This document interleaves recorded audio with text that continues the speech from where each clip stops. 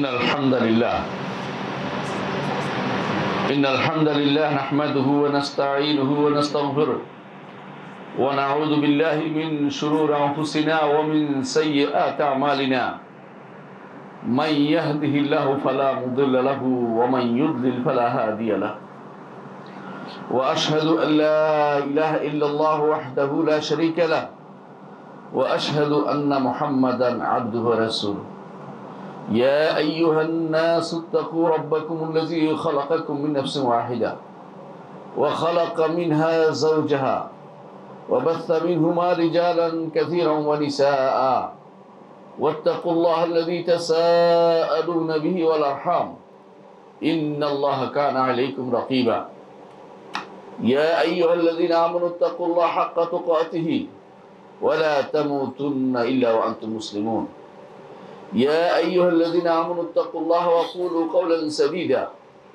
يصلح لكم أعمالكم ويغفر لكم ذنوبكم ومن يطع الله ورسوله فقد فاز فوزا عظيما أما بعد فإن أصدق الحديث كتاب الله وخير الهدي هدي محمد صلى الله عليه وسلم وشر الأمور محدثاتها وكل محدثة بدعة وكل بدعة ضلالة وفي رواية عن النبي صلى الله عليه وسلم وكل ضلالة في النار أيها الناس اتقوا الله فإن التقوى ملاك الحسنات واعلموا أن الله عز وجل فرض علينا تقواه ورسوله صلى الله عليه وسلم كان يوصي أصحابه بالتقوى والتقوى وصية الأولين والآخرين من الله عز وجل ومن يتق الله يجعل له مخرجا ويرزقه من حيث لا يحتسب أيها الناس ولكن من الذي ينبئكم عن التقوى ما هو التقوى সম্মানিত মুসলিয়ান ইকরাম আমি আমার নিজেকে এবং আপনাদেরকে আল্লাহর তাকওয়া অবলম্বন করে অনুরোধ জানাচ্ছি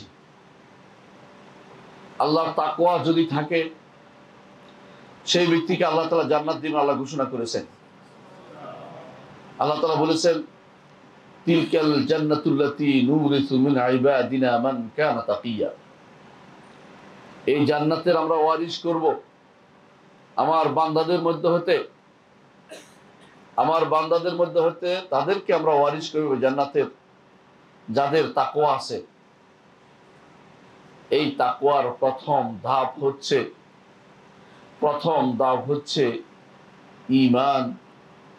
ঈমান পরিশুদ্ধ করা ঈমান যার শুদ্ধ নাই দুনিয়ার সব কিছু করলেও কোনো লাভ নাই ঈমান যার শুদ্ধ নাই অনেক ভালো মানুষ অনেক সময় দেখা যায় মানুষের হক খায় না অনেকে বলে মানুষের হক খাই না অনেকে বলে এটা মানুষের হক খাই না আমি খুব ভালো মানুষ কিন্তু ঈমান তো নাই এটা খেয়াল করে না ঈমান না থাকলে মানুষের হক না খাইলেও কোনো লাভ হয় না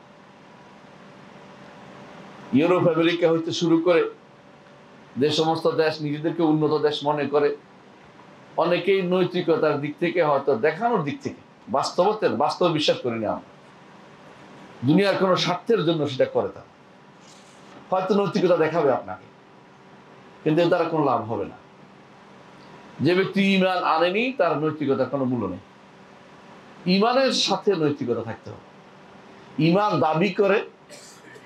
ঈমান দাবি করে যে একজন মানুষের নৈতিকতা থাকবে এই জন্য সর্বপ্রথম কাজ হচ্ছে আমি আমাদের ঈমানটাকে পরিশুদ্ধ করি ঈমান যদি শুদ্ধ হয় বাকিগুলি শুদ্ধ করে নিতে হবে ধীরে ধীরে অন্তত একটু পুঁজি আমাদের থাকতে হবে এই পুঁজি যদি না থাকে তাহলে যত নফল ইবাদত করেন না কেন যত রাত উঠে তাহাজ্জুদ পড়েন না কেন যত রকমের যত কিছু করেন আপনার খাতায় কিছু লেখা হচ্ছে না আল্লাহ তাআলা বলছেন وقدمنا إلى ما عملوا من عمل فجعلناه هباء منثورا তারা যে সমস্ত কাজ করেছে কাজ তাহলে করেছে আমল করেছে, কিন্তু আমল করে লাভ হয়নি, আমল করে লাভ হয়নি।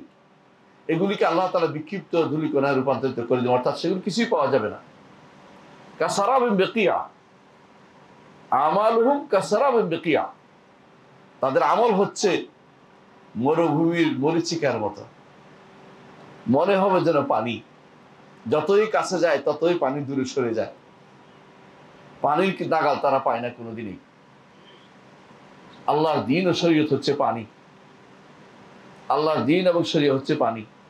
শরীয়ত শব্দের অর্থই হচ্ছে পানির ঘাট, যেখান থেকে পানি নেওয়া যায়। যে ব্যক্তি শরীয়তে নামতে পারেনি, শরীয়তের বিরোধিতায় সারাদিন ব্যস্ত থাকে, শরীয়ত দেখলে কারো কারো গায়ে আগুন জ্বলে যায়, ওই মানুষগুলো আর যাই হোক আল্লাহ তাআলার পক্ষ থেকে হেদায়েত পাবে না। হেদায়েত পেতে হলে আল্লাহ তাআলা তার নবীকে যা বলেছেন সেটা দিয়ে খেয়াল রাখতে হবে। সুম্মা জাআলনাকা আলা শারিয়াতিন মিনাল আমরি, আপনাকে আমরা আল্লাহর শরীয়তের উপর রেখেছি, আল্লাহর শরীয়ত, আপনাকে আমরা শরীয়তের উপর রেখেছি। শরীয়তটাকে সবার আগে স্থান দিতে হবে। এই শরীয়তই হাকিকত, এই শরীয়তই তরিকত, ভিন্ন কোনো কিছু না। এই শরীয়তের উপরেই আমাদেরকে জীবন যাপন করতে হবে। আল্লাহ তাআলা বলে দিয়েছেন কোরআনে কারীমে যে ফাত্তাবি'হা, এই শরীয়তের অনুসরণ করো। যারা শরীয়তের অনুসরণ করছে না, যত কিছু অনুসরণ করুক না কেন, আল্লাহর দরবারে কিছুই গ্রহণযোগ্য হচ্ছে না। সকাল থেকে শুরু করে সন্ধ্যা পর্যন্ত, ঘুমানো পর্যন্ত প্রতিটি কাজ আপনার শরীয়তের উপর হওয়া উচিত। কিন্তু এই শরীয়তেরই একটা অংশ বা একটা মূল জিনিস হচ্ছে ঈমান। ঈমানের উপরে যারা বই লিখেছে, তার শরিয়া নামও বই লিখেছে। ইমাম আজুরি রহমতুল্লাহ আলাইহি আশ-শরিয়া নামে গ্রন্থ লিখেছেন আকীদার বিষয়ে। বোঝা গেল যে আল্লাহ রাসূলকে যা যা দিয়েছেন পুরোটাই কিন্তু আমাদের শরিয়া। কেউ যদি শরিয়ার বিরোধিতা করে, বুঝতে হবে তার ঈমান নাই। শরিয়ার বিরোধিতা করলে সে কাফের হয়ে যায়। শরিয়া দেখলে মন খারাপ হয়ে যায়, শরিয়ার বিধান দেখলে অনেকের কষ্ট লাগে, শরিয়ার বিধান দেখলে অনেকের মধ্যে আগুন জ্বলে, শরিয়ার বিধান প্রবর্তনের কথা বললে তাকে বিভিন্নভাবে হেনস্থা করা হয়, শরিয়ার বিধানের কথা বললে স্ত্রীর স্বামী স্বামীকে স্ত্রীকে কষ্ট দিচ্ছে। এগুলি হচ্ছে কুফরি থেকে আসছে। এইটা হচ্ছে বড় ধরনের মুনাফিকি, আকীদাগত মুনাফিকি। এটা আল্লাহর দ্বীনের মধ্যে যারা মনে করে যে যদি আমি এটা বলি তাহলে তো শরিয়া বেড়ে যাবে, শরিয়ার লোকেরা বাড়বে, শরীয়ত মানার লোকেরা বাড়বে, এরকম কিছু যদি কারো মনের ভিতরে থাকে এবং হিংসা রূপ নেয়, সেই ব্যক্তি কাফের হয়ে গেছে। সেই ব্যক্তির অন্তরের ভিতরে মুনাফিকি আছে, বড় মুনাফিকি। এর নাম হচ্ছে আকীদাগত মুনাফিকি।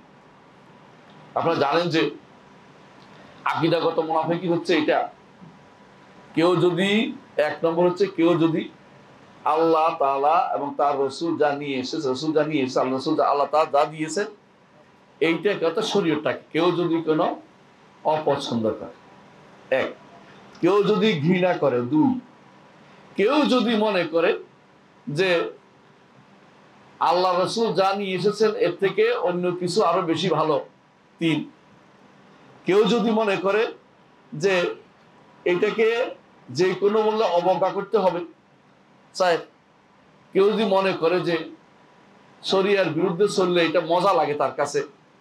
বুঝেন কিনা? শরিয়ার বিরুদ্ধে কারা চলে? যারা মনে করে তার মেয়ে মুখ খুলে চলা, কাপড় খুলে চলা ভালো, সে ব্যক্তি আর ইমানদার, তার ইমান পেটের ভিতরে নাই। মুখে কলিমুদ্দিন নাম থাকতে পারে অনেকের কাছে, কিন্তু ইমান কিন্তু নাই। কেন নাই? কারণ তার অন্তরের ভিতরে কুফরিকে ভালোবেসেছে। ইস্তাহাব্বু যালিকা বিআন্নাহু মুস্তাহাব্বুল কুফর আলাল ঈমান, কারণ এই জন্য যে তারা কুফরিকে ঈমানের উপর স্থান দিয়েছে। এই জন্য মনে রাখতে হবে আমাদেরকে যে আল্লাহর দ্বীনের প্রতি কোনো বিতৃষ্ণা এসে যাচ্ছে কিনা, কারণ পরিবারে হোক, বাইরে হোক, সমাজে হোক, কোথাও যদি কোনো দেখেন যে আল্লাহর দ্বীনকে ভালোবাসতে পারছে না কোনো ব্যক্তি, মনে করবেন যে আপনার অন্তরের ভিতরে আকীদাগত মুনাফিকি আছে। আর আকীদাগত মুনাফিকির স্থান হচ্ছে ফিদ দারকিল আসফালি মিনান নার, জাহান্নামের সর্বনিম্ন স্তর। কাফেরদের চেয়ে বেশি খারাপ তার। আব্দুল্লাহ ইবনে উবাই, নাম বড় সুন্দর, আব্দুল্লাহ আল্লাহর বান্দা, কিন্তু আল্লাহর বান্দা সে ছিল না। আল্লাহর বান্দা সে ছিল না, সে অপছন্দ করত। বলতো যে যখন আসছিল তারা তাবুক থেকে, যাচ্ছিল তারা তাবুকে, সে শুধু উল্টাপাল্টা কথাবার্তাই বলেছে। তারা কি বলেছে? যে এদের গায়ে দিয়ে গন্ধ বের হয়। এই হুজুর এগুলি রাসূলুল্লাহ সাল্লাল্লাহু আলাইহি ওয়াসাল্লামের দরবারে যারা বসে থাকতো, আসহাবুস সুফফা, তাদের কাম ছিল যুদ্ধ করা, সুফিবাদী প্রচার করার জন্য বসে থাকে নাই। তারা কাম ছিল আল্লাহর দ্বীনের প্রচারের জন্য বিভিন্ন জায়গায় যাওয়া, দাওয়াতের কাজে ব্যস্ত হওয়া। সেভাবে 70 জন গিয়েছেন দাওয়াতের কাজে, চোখের সামনে আমাদের সেই ইতিহাস জানে। কিন্তু তারা এটা পছন্দ করতো না। বলতে আমাদের এই কোরআরা, আমাদের যারা কোরআ কারি সাহেবরা আছে, ওদের শুধু চিন্তা হয়েছে পেটটা কেমনে ফুরাবে। এই কথা বলার কারণে আল্লাহ তাআলা আয়াত নাযিল করলেন, লা তাস্তাহজিউ লা তা'তাযিরু কাদ কাফারতুম বাদা ঈমানিকুম। ওজর পেশ করার সময় নেই, ওজর গ্রহণ করবেন না আপনি, এরা ঈমানের পরে কাফের হয়ে গেছে। খেয়াল করেছেন? শুধুমাত্র যারা আল্লাহর দ্বীনকে ভালোবাসে, আল্লাহর দ্বীনের জন্য কর্মকাণ্ড করে, ওদেরকে ঘৃণা করলে পর্যন্ত মানুষ কাফের হয়ে যায়। সেখানে যারা আল্লাহর দ্বীনকে বাস্তবায়ন করতে পছন্দ করে না, আল্লাহর শরীয়তকে দেখতে চায় না, ওদের জায়গায় কোথায় হতে পারে আপনারা চিন্তা করে দেখুন। প্রিয় ভাইরা, প্রতিটি মানুষই দুনিয়া ক্ষতিগ্রস্তের মধ্যে আছে। আমার কথা না, আল্লাহ তাআলা বলেছেন ইন্নাল ইনসানা লাফি খুসর। তবে ক্ষতিগ্রস্ত থেকে মুক্ত হতে হবে 4টা কাজ করতে হবে, আপনারা নিজেরাও জানেন, আমি শুধু মনে করিয়ে দিচ্ছি। 1 নম্বর হচ্ছে ঈমান আনতে হবে, 2 নম্বর আমলে সালেহ করতে হবে, 3 নম্বর হচ্ছে হকের দাওয়াত দিতে হবে, 4 নম্বর হচ্ছে সবর করতে হবে। প্রিয় ভাইরা, এই কথাগুলি বলা যত সহজ, বাস্তবে কিন্তু তত সহজ না। কেন সহজ না বলে দেই। এই ঈমানের জন্য মুহাম্মদুর রাসূলুল্লাহ সাল্লাল্লাহু আলাইহি ওয়াসাল্লাম সারাটা জীবন ব্যয় করেছেন। এই ঈমানের জন্যই তিনি প্রথম 13টি বছর রাষ্ট্রবাদেই দৌড়াইছেন, কোন রাষ্ট্র ছিল না। অনেকে মনে করে রাষ্ট্র হওয়ার পরে তারপর যাব, এটা ভুল। আগে আপনি মানুষের অন্তর রাজ্যে প্রবেশ করার চেষ্টা করুন, অন্তর রাজ্যে ঈমান ঢুকানোর চেষ্টা করুন। অন্তরের ভিতরে যারা ঈমান ঢুকেনি, বাইরে ঈমান ঢুকাতে পারবেন না। জোর করে কতক্ষণ ঢুকাবেন? কিছুক্ষণ পরে এটা বেরিয়ে যাবে, উগলাই দিবে। প্রথম দায়িত্ব হচ্ছে আপনাকে ঈমানটা বিশুদ্ধভাবে ঢুকছে কিনা পরীক্ষা করে দেখা। আপনার ঈমান বিশুদ্ধ হয়েছে কিনা পরীক্ষা করে দেখা। বেশিরভাগ মানুষের কাছে ঈমান হচ্ছে বিশ্বাস। ঈমান তো শুধু বিশ্বাস নয়, ঈমান অর্থ বিশ্বাস বেশিরভাগ মানুষ মনে করে।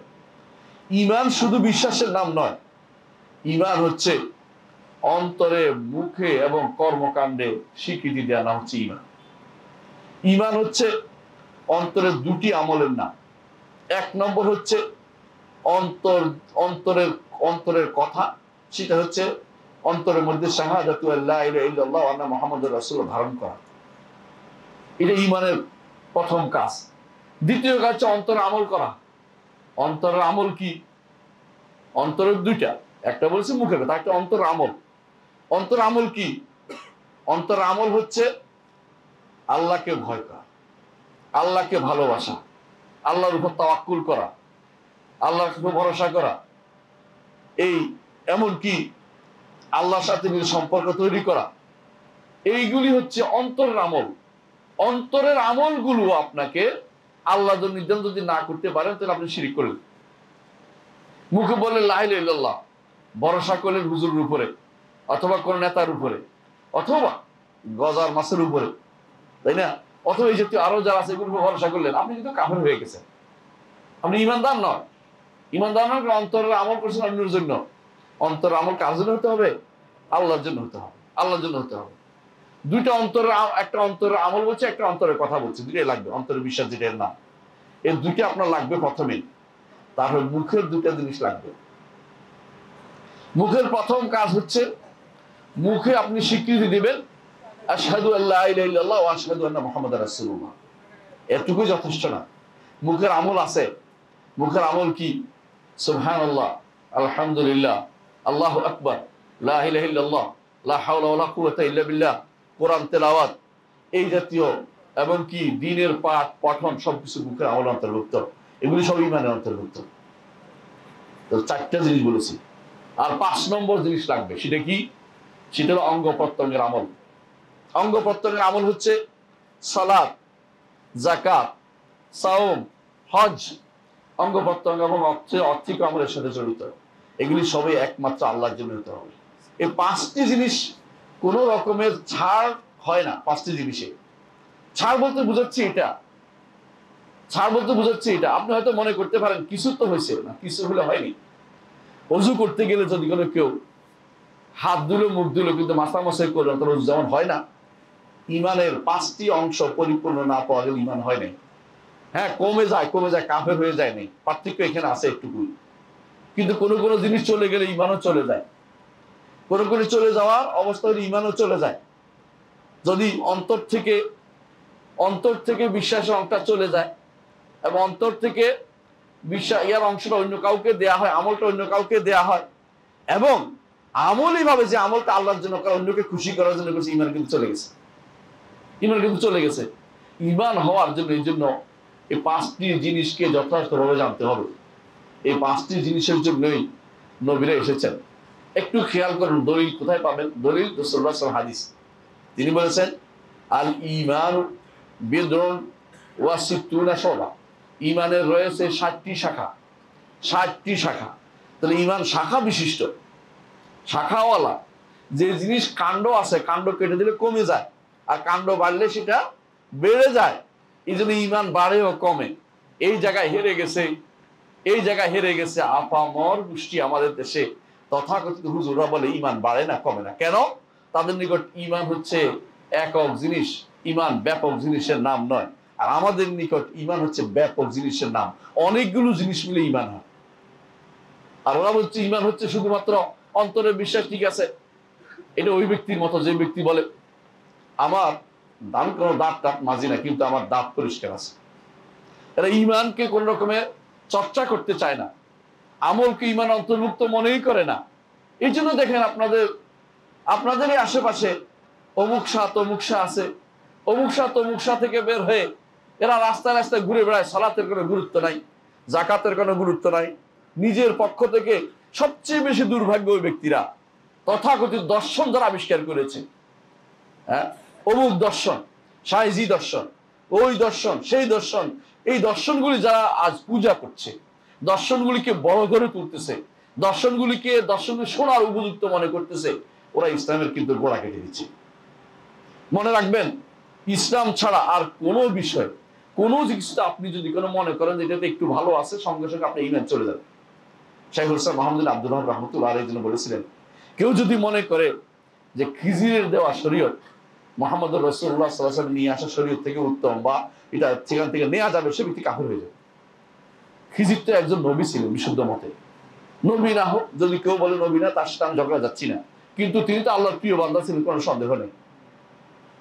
খিজিরের দেয়া তথ্য যেখানে মুহাম্মদ রাসূলুল্লাহ সাল্লাল্লাহু আলাইহি ওয়াসাল্লামের আনিত শরীয়ত এবং আনিত ঈমান ও আকীদার বাইরে গেলে সেটা যদি কেউ গ্রহণ করে, তার ঈমান চলে যায়।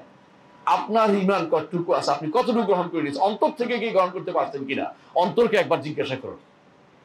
কাউকে কাফের আমরা বলছি না, কিন্তু কাফের হয়ে রয়েছে অনেকেই নিজে নিজে কাফের হয়ে আছে। আমরা কাফের বলা হয়তো সাহস করি না, 1 নম্বর।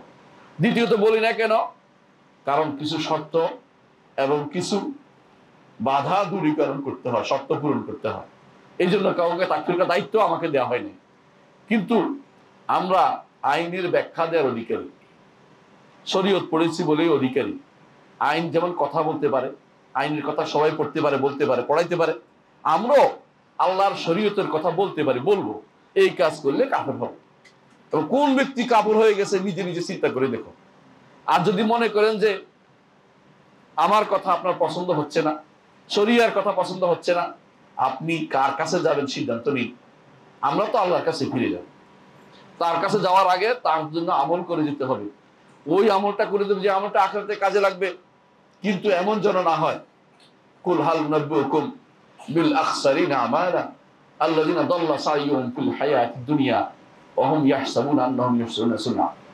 এমন যেন না হয় সারা দিন আমল করেছেন, সারা বছর আমল করেছেন, মৃত্যু পর্যন্ত আমল করেছেন, শেষ পর্যন্ত যাই দেখবেন যে আপনার আমল নামায় কিছুই নাই, শুধু গুনাহ আর গুনাহ।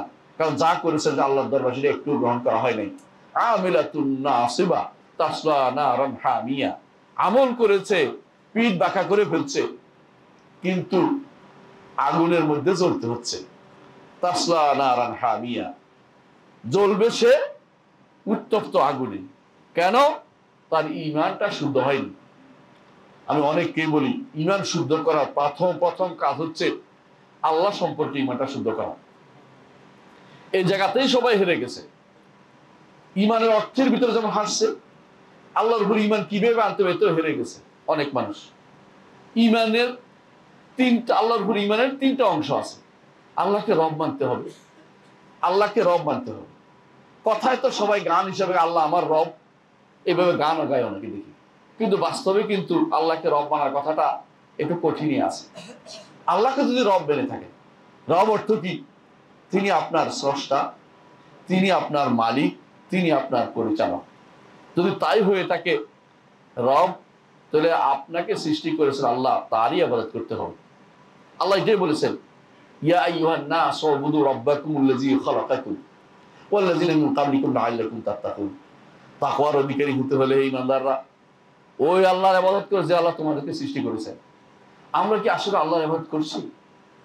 এই তাপ নিয়ে যত রকমের কথা উঠতেছে, এই গরম নিয়ে ইত্যাদি নিয়ে, আমরা তো মনে শুধু দোষ দিচ্ছি অমুক তমুককে, কিন্তু আমরা কি একবার চিন্তা করেছি যে এটা আল্লাহর পক্ষ থেকে আমাদের জন্য পরীক্ষা হতে পারে?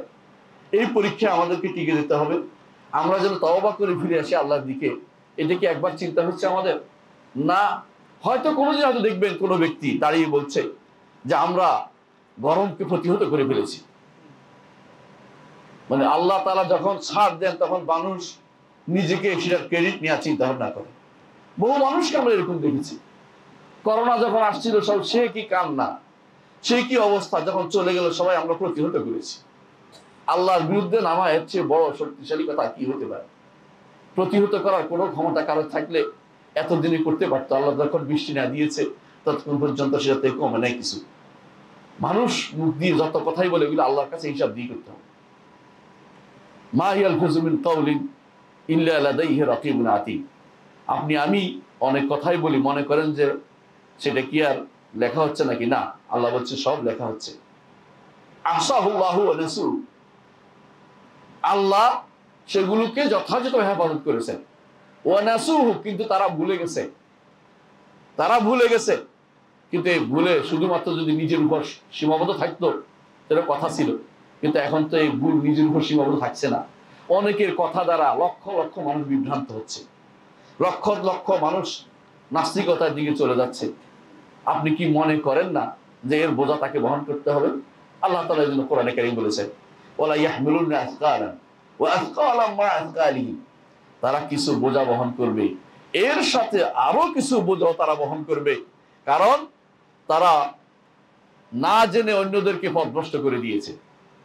ইউদিল্লুনাহুম বিগাইরি ইলমিন, ও যাদেরকে না জেনে পথভ্রষ্ট করেছে ওদের বোঝাও কিন্তু বহন করতে হবে। দুনিয়ার বুকে আপনি হয়তো একজনকে বলেছেন একটা বেদাতের কথা, হে হয়তো বেদাতটা আমল করেছে, আপনি মনে করছেন বিশাল সওয়াবের কাজ করেছেন, তাই দেখবেন যে ও হতে শুরু করে যত মানুষে আমল করেছে তত মানুষের গুনাহ আপনার আমল নামায় যুক্ত হয়ে গেছে, গুনাহ যুক্ত হয়েছে, সওয়াব যুক্ত হয়নি। রাসূলুল্লাহ সাল্লাল্লাহু আলাইহি ওয়াসাল্লাম বলেছেন যে দুনিয়ার বুকে প্রথম যে হত্যা হয়েছিল আদমের প্রথম সন্তান কাবিল, এই জন্য সে হত্যার পর দেখিয়েছে বলে জগতের বুকে যত অন্যায় হত্যা হবে সমস্ত অন্যায় হত্যার গুনাহ কাবিলের আমলনামায় লেখা হয়ে যায়। কেন? সে অন্যায়ের পথ দেখিয়েছে। এই জন্য এটাই আমাদেরকে দ্বিতীয় জায়গা বলতে পারছে ঈমান অবশ্যই আপনার শুদ্ধ করতে হবে। অন্য জায়গায় কেন? আমি অন্যায় ভাবে অথবা ভুল তথ্য দিয়ে কাউকে ঈমানটা নষ্ট করতে পারি না।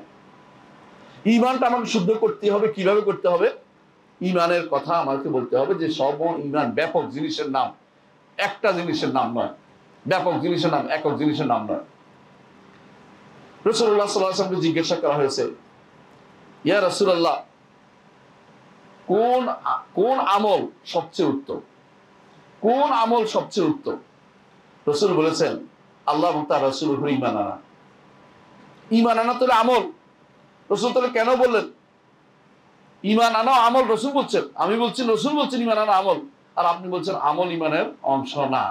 যে ব্যক্তি বলবে আমল ঈমানের অংশ না, সে ব্যক্তি তো প্রথম জায়গাতেই হেরে গেছে, ভুলে গেছে, সে ভুল করে ফেলছে। এখানে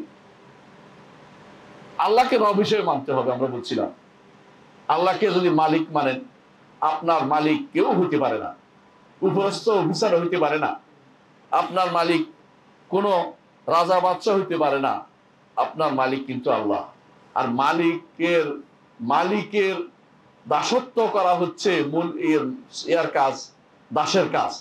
দাস মালিকের কোনো কথার উপরে কোনো রকমের প্রশ্ন করার অধিকার রাখে না। এই জন্য আল্লাহ তাআলা বলছেন, লা ইউসআলু আম্মা ইয়াফআলু ওয়া হুম ইউসআলুন। তিনি কি করছেন এ ব্যাপারে প্রশ্ন করা যাবে না। তোমাদেরকে প্রশ্ন করা হবে, তাদেরকে প্রশ্ন করা হবে, অর্থাৎ দাসদেরকে প্রশ্ন করা হবে কি করেছে। মনিবের প্রশ্নের উত্তর দিতে মনিব তার মনিবকে কোনো প্রশ্ন করা যাবে না। আজ প্রতিটি কথাতেই কেন এটা করলেন, এটা একটা বৈজ্ঞানিক ব্যাখ্যা বের করে দেন, এটা একটা এই ব্যাখ্যা বের করে দেন। আপনি বৈজ্ঞানিক ব্যাখ্যা করবেন না এখানে। আপনি এখানে বাস্তব যদি কোনো কারণ থাকে দেখবেন, না দেখবেন আল্লাহ তাআলা বলছে তার নবীর মাধ্যমে আমাদের জন্য বলা হচ্ছে আমল করতে। যখন আমরা বলি আর রহমানু আলা আরশিস ইস্তাওয়া, রহমান আরশের উপর উঠেছেন, অনেকে এখন শুরু করেন যে কেন বললেন এটা, এর আগে কইছিলেন তিনি, কোথায় তিনি ছিলেন। এরপর বলবে আরেকজন বলবে তো অন্য জায়গা হয়ে যায় না, ওই হয়ে যায় না। আরে আপনাকে তো হয়তো প্রশ্ন করতে বলা হয় নাই। এই জন্য ইমাম মালিক রাহমাতুল্লাহ আলাইহি সে বক্তব্যটা সবসময় স্মরণ রাখা উচিত। তিনি বলেছিলেন যখন একজন তাকে প্রশ্ন করেছে আল্লাহ তাআলা আরশের উপর কিভাবে উঠলেন, ইমাম মালিক রাহমাতুল্লাহ আলাইহি বললেন, আল্লাহ তাআলা আমাদেরকে জানিয়েছে, রাসূল সেটা পৌঁছিয়েছে, আমাদের কাছে দায়িত্ব হচ্ছে এটার উপর আমল করা। এবং আমি তো মনে করি তুমি একটা খারাপ লোক, তুমি এর থেকে বেরিয়ে যাও। তারপর তিনি বললেন আল ইস্তিওয়া মা'লুম, আরশের উপর ওঠা এই শব্দটা আমরা বুঝি, ইস্তিওয়া শব্দের অর্থ জানা আছে, কারণ কোরআনে অন্য জায়গাতে ইস্তিওয়া শব্দের অর্থ সবাই করে, এখানে করে না কেন? এখানে করে না কারণ শয়তান তাদেরকে ধ্বংস করেছে, পথভ্রষ্ট করেছে। এই জন্য কোরআনে কারীম অন্য জায়গাতে আছে লিতাস্তাউ আলা যুহুরি সুম্মা তাযকুরু নি'মাতাল্লাহি বিগুজা আছে কোরআনে কারীমে, ওখানে ঠিকই অর্থ করে যে উপরে উঠা, কিন্তু এখানে এসে উপরে উঠে অর্থ করে না। এখানে অর্থ করা যাবে না, এটা তার অন্তর থেকে বক্রতা ছাড়া কিছুই না। অন্তরের বক্রতা, এটা তাদের অন্তরের বক্রতা। এখানে এত প্রশ্ন আপনাকে করতে বলছে কি, ইমাম মালিক রাহমাতুল্লাহ বলেছে যে অর্থ জানা এটা, তো কি সমস্যা? ওয়াল কাইফু মাজহুল, ধরনটা তো আমরা জানি না। কারণ ইমামরা সবসময় এটাই বলতেন, ধরন যদি কেউ জিজ্ঞাসা করে যে এই কাজটা কেমনে কিরকম, তো বলেন যে তিনি কিরকম, যিনি এই কাজটা করেছেন তিনি কিরকম। আল্লাহর যেমন ধরন বর্ণনা করা যাচ্ছে না, আল্লাহর নামেরও কোনো ধরন হতে পারে না, আল্লাহর গুণেরও কোনো ধরন আছে, কিন্তু আমাদের কাছে জানাননি তিনি। কিন্তু অনেকে আছে ধরন নাই বলে ফেলবে, এটাও কিন্তু ঈমান বিরোধী কাজ। ধরন অবশ্যই আছে, যেই জিনিস আছে অস্তিত্ব আছে তাকে ধরন থাকবেই। আমার জানা না থাকার অর্থ না থাকা নয়। আমার অনেক দেশের জ্ঞান আমার মাথায় নেই তাই বলে নাই নেই এটা না। একটা দেশ আছে, অনেক দেশ থাকতে পারে যেটা আপনার জ্ঞানে আছে আমার জ্ঞানে নাই, তাই বলে আমি বলবো না যে এটা ধরন নাই বা দেশ নাই। দেশ আছে, ধরন আছে। আল্লাহ তাআলা আরশের উপর ওঠার ধরন আছে, কিন্তু আমার জানা নেই, ওয়াল কাইফু মাজহুল। তারপর তিনি বলেছেন আল ঈমান বি ওয়াজিব, এর উপর ঈমান আনা অবশ্যই ফরজ, ঈমান আনতেই হবে। আর সুআলু আনহু বিদআহ, ধরন সম্পর্কে প্রশ্ন করা হচ্ছে বিদআত। আজ এমন অবস্থা দাঁড়িয়েছে, আপনি যদি ফেসবুক খোলেন বা সামাজিক যোগাযোগ মাধ্যম খোলেন, বেদাতিরা এই সমস্ত জিনিস আপনাদেরকে শুধু প্রশ্ন করতেছে, দলিল দিতে পারে না কোনোদিন। সন্দেহ শুধুমাত্র জোগাড় করে দিচ্ছে। ঈমানের মধ্যে সন্দেহ জোগাড় করার দায়িত্ব এটা শয়তানের কাজ। শয়তান দুইটা কাজ করে, মানুষকে বিভ্রান্ত করে, মনে রাখবেন। এক নম্বর হচ্ছে সন্দেহের মধ্যে ফেলে, ওরা কাগজপত্র ভুলে সারাদিন সন্দেহের মধ্যে ফেলবে। বইপত্র কোরআন হাদিস পড়ে যে হেদায়েত নিবে ওই চিন্তা মাথায় নেই। আপনাকে কতগুলি সন্দেহ দিতে পারছে, কতগুলি সন্দেহ দিয়ে আপনার অন্তরটা ভর্তি করে দিয়েছে, এইটা তাদের সাকসেসফুল মনে করে। এটা শয়তানের কাজ, শয়তানের কাছে তারা সহজ করে দিয়েছে। শয়তান দুটি কাজের মধ্যে মানুষকে পথভ্রষ্ট করে। একটা হচ্ছে সন্দেহ, আর একটা হচ্ছে প্রবৃত্তির তাড়না, মন যা চায় তা। এই দুইটা কাজ থেকে বাঁচার জন্য ইলমের কোনো বিকল্প নেই।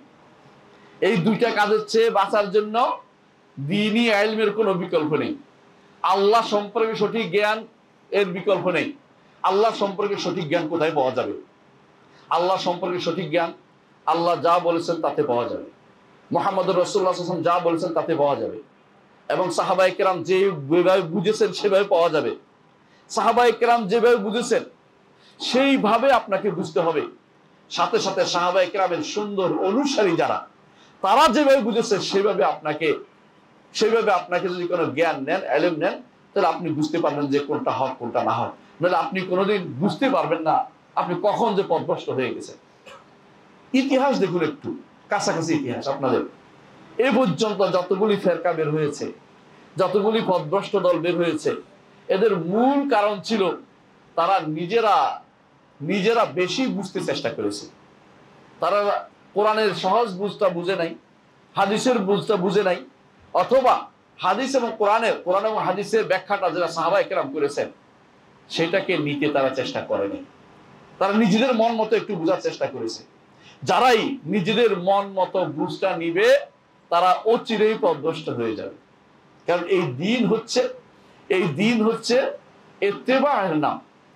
ইন্না হাযাল ইলমা দীনুন ফানজুরু আম্মান তাখুযুনা দীনাকুম। ইবনে সিরিন রাহমাতুল্লাহ আলাইহি বলেছেন, এই ইলমটা হচ্ছে দ্বীন, এই জ্ঞানটা হচ্ছে দ্বীন, এই পুরো শরীয়তটা হচ্ছে দ্বীন। যেটাই শিখে ফানজুরু আম্মান তাখুযুনা দীনাকুম, কার থেকে তোমার দ্বীনের ইলম নিচ্ছে একটু দেখে নাও। এটা হাদিস হিসেবে আসছে, হাদিস সনদ দুর্বল, কিন্তু এটা মাকালা হিসেবে বিশুদ্ধ মুহাম্মদ ইবনে সিরিন থেকে এসেছে। তিনি তাবেঈ ছিলেন, তার থেকে এসেছে, মুহাম্মদ ইবনে সিরিন থেকে।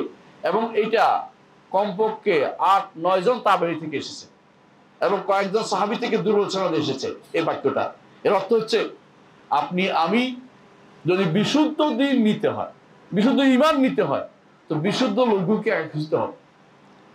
আল্লাহর দুনিয়াতে সাহাবায়ে কেরামের চেয়ে বিশুদ্ধ কেউ ছিল না এবং হতে পারে না। সাহাবায়ে কেরামের চেয়ে বিশুদ্ধ কেউ কোনোদিন হবে না। যারা সাহাবায়ে কেরামের উপরে দোষ দিচ্ছে, খারাপ কথা বলছে, এরা শিয়াদের অনুসারী, এরা পথভ্রষ্ট হয়ে গেছে, এরা ৭২ ফিরকার ভিতরে পড়ে গেছে। সাহাবায়ে কেরামের যদি কোনো সামান্যতম জায়গায় কেউ দোষ দেখে, দোষ দেয়, মুআবিয়া রাদিয়াল্লাহু আনহুর কোনো দোষ দিবে, সে ব্যক্তি ৭২ ফিরকার ভিতরে চলে যাবে। আমি নাম ধরে বললাম মুআবিয়া রাদিয়াল্লাহু, কারণ ওনার উপরে আক্রমণটা একটু বেশি হয়। মুআবিয়া রাদিয়াল্লাহু আনহুর মায়ের উপরে কেউ দোষ দিলে ৭২ ফিরকার বাইরে চলে যাবে। মুআবিয়া রাদিয়াল্লাহু বাবার উপর কেউ দোষ দিল, ৭২ ফিরকার বাইরে চলে যাবে, মানে ৭২ ফিরকায় চলে যাবে। ঈমান তার নড়বড়ে হয়ে যাবে, মানহাজের থেকে বাইরে চলে যাচ্ছে সে। এর অর্থ হচ্ছে যে কেউ সাহাবায়ে কেরামের মত থেকে একটু সরে গেছে সে পথভ্রষ্ট হয়ে গেছে। কাদারীরা পথভ্রষ্ট হয়েছে সাহাবাদের বুঝের বাইরে চলে গেছে। জাবারীরা মত পথভ্রষ্ট হয়েছে যখন তারা সাহাবাদের বুঝের বাইরে চলে গেছে, কারণ ওই সময় তারা বেরিয়ে গেছে। শিয়ারা খারেজিরা সাহাবায়ে কেরামের বুঝের বাইরে চলে যাওয়ার পরে পথভ্রষ্ট হয়েছে। এই জন্য তাদের বিরুদ্ধে খলিফাতুল মুসলিমিন যুদ্ধ করেছেন, আলী ইবনে আবি তালিব যুদ্ধ করেছেন। জিজ্ঞেস তারা কাফের, বলে কাফের না। তাহলে বোঝা গেল যে যারা পথভ্রষ্ট মানহাজের অধিকারী তাদের বিরুদ্ধে রাষ্ট্রপ্রধানের দায়িত্ব, যুদ্ধ করা তাদের দায়িত্বের ভিতরে পড়ে। কারণ যাতে করে হক থাকে, হকটা সবসময় প্রকাশিত থাকে, আর বাতিল যেন স্তীমিত হয়ে যায়। প্রত্যেকের দায়িত্ব এবারে কথা বলা, যার যেটুকু ক্ষমতা আছে অতটুকু বলা। আপনার কথা বলার ক্ষমতা নেই, ঘৃণা করার ক্ষমতা আছে। কারণ এটাই হচ্ছে আল বুগদু ফিল্লাহ, আল্লাহর জন্য কাউকে ঘৃণা করা। কারণ সে বাতিলকে প্রমোট করছে, আপনি হাত দিয়ে বলতে পারছেন না, আপনি সে ক্ষমতা নেই, হাত দিয়ে কিছু করতে পারছেন না, মুখ দিয়েও বলতে পারছেন না, অন্তর দিয়েও যদি কোনো আপনার সেটা ঘৃণা না থাকে, তাহলে আপনার অন্তরের মধ্যে ঈমানের অবশিষ্টতা নাই। আমার কথা নয়, মুহাম্মদুর রাসূলুল্লাহ সাল্লাল্লাহু আলাইহি ওয়াসাল্লাম বলেছেন। আপনি দেখছেন আপনার চোখের সামনে এমন কিছু কাজ হচ্ছে, তারপরও যেগুলো আপনি জানেন যে শরীয়ত এলাও করে না, তারপর আপনি তার সাথে আপনার কি হয়, উঠা বসা হয়, চলাফেরা হয়, বন্ধুত্ব হয়, তার সাথে আপনার খাওয়া দাওয়া হয়, তার সাথে আপনার সবকিছু হয়, দলীয় কার্যক্রম চলে, বিভিন্ন দলীয়। আপনি মনে করেন যে আপনি মনে করছেন এমনি আপনি ঈমান নিয়ে আসেন, আপনার ঈমানের মধ্যে ত্রুটি এসে গেছে। যে কোনো সময় আপনার ঈমানটা ধীরে ধীরে ধীরে এমন একটা সময় আসবে, ঈমান আর একটু অবশিষ্ট থাকবে না। ঈমান একটু একটু করে কমতে থাকে, ঈমান একটু একটু করে কমে, একটু একটু করে শেষ হয়ে যায়। আপনারা জানেন যে মুহাম্মদ রাসূলুল্লাহ সাল্লাল্লাহু আলাইহি ওয়াসাল্লাম বলেছেন যে ঈমান যে কমে এর প্রমাণটা দেখছি, যে এমন একটা সময় আসবে জাহান্নামে শুধুমাত্র এমন লোকেরা থাকবে যাদেরকে কেউ সুপারিশ করছে না, যাদের অন্তরে একটু ঈমান আছে একটু ইমান, এর অর্থ হচ্ছে ইমান কিন্তু বাড়ে কম, বেশি কম হয়। একটু ইমান আছে, তাহলে একমাত্র রব্বুল আলামিন জানেন যে এদের ইমান ছিল। তখন তিনি, যেহেতু অন্যরা তাদেরকে বলতে থাকবে তোমাদের ইমান আনি কি লাভ হইলো, তোমার ইমান আনি কি লাভ হইলো, আমরা ইমান আনি নাই, আমরাও জাহান্নামে তোমরাও জাহান্নামে, রব্বুল আলামিন এটা করতে দিবেন না। আফানা জাআলুল মুসলিমিনা কাল মুজরিমিন মা লাকুম কাইফা তাহকুমুন, ইমানদার কাফেরদের তিনি একসাথে রাখবেন না। এই জন্য তিনি আল্লাহ তাআলা তার কোষ দিয়ে জাহান্নাম থেকে যাদেরকে বের করে আনবেন, আল্লাহর কোষ বিশাল, সেই কোষ দিয়ে যাদেরকে বের করে আনবেন তারা কিছুই করে না, কোনো আমল করতে পারে নাই, আমল ইমানের আমল শুধুমাত্র তাদের ছিল, কিন্তু কম ছিল, এমন জিনিস ছিল তা দেখার দৃশ্যমান না, তাদেরকে আল্লাহ তাআলা এনে জান্নাতের সামনে নাহারের মধ্যে ফেলবেন। এটা হাদিসে আছে, রাসূলুল্লাহ সাল্লাল্লাহু আলাইহি ওয়াসাল্লাম আমাদেরকে জানিয়েছেন। তাহলে বোঝা গেল যে ইমান কমে বাড়ে, এটা ইমান বিশ্বাস রাখতে হবে। এমন বাড়তে, এমন এক জায়গা আছে যেখানে ইমান একদম চলে যায়। ইমান চলে গেলে মুশরিক হয়, মুনাফিক হয়, কাফের হয়। বুঝতে পারছেন আপনাকে? কারণ ইমান যদি কমতে থাকে তো আপনার ওইদিকে বাড়তে থাকে। যদি এখানে ইমান কমছে, কুফুরির মাত্রা বাড়তে থাকবে। এখান দিয়ে আপনার ইমানের সমস্যা হয়েছে, আপনার শিরকের মাত্রা বাড়তে থাকবে, কোথাও কোথাও ছোট শিরিক হতে থাকবে। তবে একটু শিরিক হয়ে গেলে ইমানের আর কিছু অংশ থাকে না। একটু শিরিক হয়ে গেলে, যদি একটু বড় শিরিক আপনার হয়ে যায়, ইমান আর কিছু অংশ থাকে না। আপনি ধরেন সারা জীবন ভালো কাজ করেছেন, হজ করেছেন, আল্লাহর পথে দান করেছেন, মসজিদ বানিয়েছেন, মাদ্রাসা বানিয়েছেন, এমনকি সালাত পরিত্যাগ করেন নাই, কিন্তু একদিন আপনি কথায় কথায় আপনি একটা শিরকি বাক্য উচ্চারণ করে ফেলেছেন, অথবা অন্তরে ধারণ করে আছেন যে রাসূল গায়েব জানে, অথবা ধারণ করে আছেন যে ওলি আল্লাহদের বিশাল ক্ষমতা, মরার পরে ক্ষমতা আরো বেড়ে যায়, অথবা ধারণ করে আছেন আল্লাহর পায়ে আপনি সিজদা করতেছেন, কুদরতি পা নাম দিয়ে যাই হোক, আল্লাহ সব জায়গায় কুদরতি পায়ে আপনি সিজদা করতেছেন। এগুলি সবই হচ্ছে সম্পূর্ণ শিরকি কথাবার্তা। এগুলি কোনোটাই যদি আপনার অন্তরে থাকে, আপনার হজের কোনো মূল্য নেই। আপনার হজের কোনো মূল্য নাই। কেন মূল্য নাই? কারণ আপনি অরণ্য রোদন করেছেন, যেখানে ফেলেছেন সেটা কাজে লাগে নাই। সারাদিন মাছ ধরেছেন, কিন্তু যেখানে রেখেছেন মাছের গুলাটা খারাপ, এটা ছিঁড়া, সব মাছ চলে গেছে পানিতে, আবার কোনো লাভ হয়নি। কোরআনে কারিমে আল্লাহ তাআলা এই জন্য আমাদের উদাহরণ দিয়েছেন ওই বুড়ির সাথে, যে বুড়ি সারাদিন সুতা কাটে, বিকেলবেলা আবার আউলে ফেলে, ওই মহিলা কোনো উপকার করতে পারে নাই। ঠিক অনুরূপ ভাবে সারাদিন আমল করে যদি করে আমাদের আমলটা নষ্ট হয়ে যায়। এজন্য ইমানটাকে সবকিছুর আগে আপনাকে ঠিক করতে হবে। ইমান পরিচর্যার জন্য আমাদের দরকার। ইমানের বিষয়ে আমরা সবসময় কথা বলি কেন? কারণ ইমান ঠিক হলে আপনি অন্তত চিরস্থায়ী জাহান্নামে থাকতে পারবেন না, একদিন না একদিন আল্লাহ আপনাকে জান্নাতে নিবেন। কিন্তু ইমান যদি নষ্ট হয়ে যায় কোনো একটা কারণে, তাহলে কিন্তু আপনি আর কোনোদিনই জান্নাতের স্বপ্ন না, জান্নাতে যাওয়ার কোনো সুযোগ নেই। এমনকি সেদিন কাফেররা কি বলবে? ইয়া মালিক ইয়া মালিক লিয়াকদি আলাইনা রাব্বুক ক্বালা ইন্নাকুম মাকিসুন ওয়া নাদাউ ইয়া মালিক। তারা ডেকে বলবে কাফেররা, হে মালিক, আমাদেরকে একটু মৃত্যু দেওয়ার ব্যবস্থা করে দিন। কিন্তু সেদিন আল্লাহ তাআলা বলবেন ইন্নাকুম মাকিসুন, আল্লাহ তাআলার পক্ষ থেকে ঘোষিত হবে যে তোমরা এখানেই থাকবে, এখান থেকে বের হওয়ার কোনো সুযোগ থাকবে না। একটু চিন্তা করেন না কেন, যদি আমার এই পুঁজিটা খুবই কমে যায়, এই পুঁজি যদি কম থাকে, আইয়াদু আহাদুকুম আন তাকুনা লাহু জান্নাতুম মিন নাখিল ওয়া আনাবিন। আল্লাহ তাআলা উদাহরণ দিয়েছেন একটা বিশাল, একজন মানুষের বিশাল বাগান আছে, এই বাগানে বিভিন্ন রকমের ফল ফলাদি আছে, বাচ্চারা খুব ছোটখাটো, বাচ্চারা খুব ছোট, তার এগুলিকে দেখার মতো কোনো কিছু তার নাই। এমন সময় একটা আগুন এসে সব পুড়িয়ে দিল, এখন তারও নষ্ট হলো, বাচ্চাদের ভবিষ্যৎ নষ্ট হয়ে গেল। একজন মানুষ যখন ছোটখাটো টুটাফাটা আমল করে সবকিছু, আপনি আমি কি আমলগুলি করতেছি, এগুলি আমল হিসেবে বিবেচিত হয় না, অন্যরা এগুলিকে গুনাহ মনে করতে হয়, আগেকার লোকেরা যে আমল করতেছি। এখন যদি কোনো আমি এই আমলের বিপরীতে হঠাৎ করে এমন কোনো কাজ করে বেশি যে আমলটা ঘোরাটা নষ্ট হয়ে গেল, তাহলে আমার কিন্তু আর প্রাপ্তি কিছুই থাকলো না, প্রাপ্তি বলতে কিছুই থাকলো না। হাসরের দিন কোন অধিকারে আল্লাহর সামনে দাঁড়াবেন, কোন অধিকারে আল্লাহর সামনে দাঁড়িয়ে বলবেন যে আমি আপনার ইবাদত করেছি? সেদিন কিন্তু পরীক্ষা হয়ে যাবে।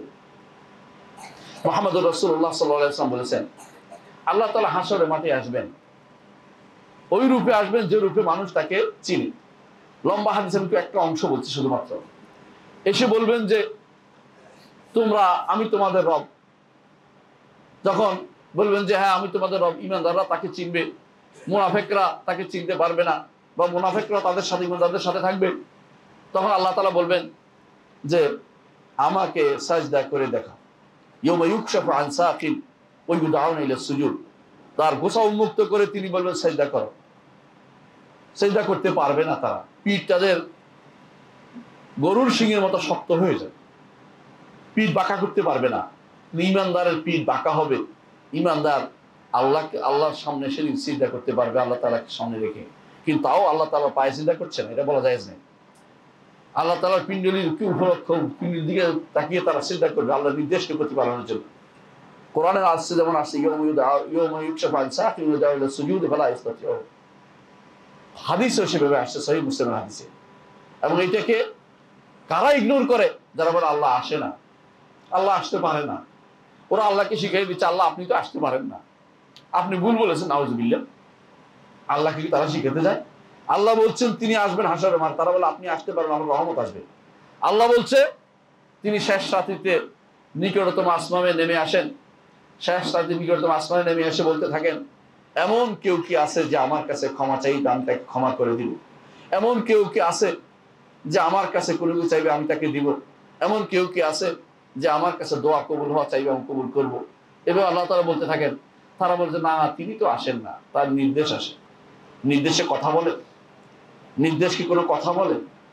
তাদেরকে জিজ্ঞাসা করুন কোত্থেকে তারা এগুলো নিয়ে এসে, যে কারণে আল্লাহ এই তখন যদি বলেন যে আল্লাহ তাআলা এই সিফাতকে তারা অস্বীকার করছে, যদি বলেন যে আল্লাহ তাআলা অবশ্যই নেমে আসেন ধরন জানি না, তারা বলবে যে নেমে আসলে আরশের উপর কে থাকে?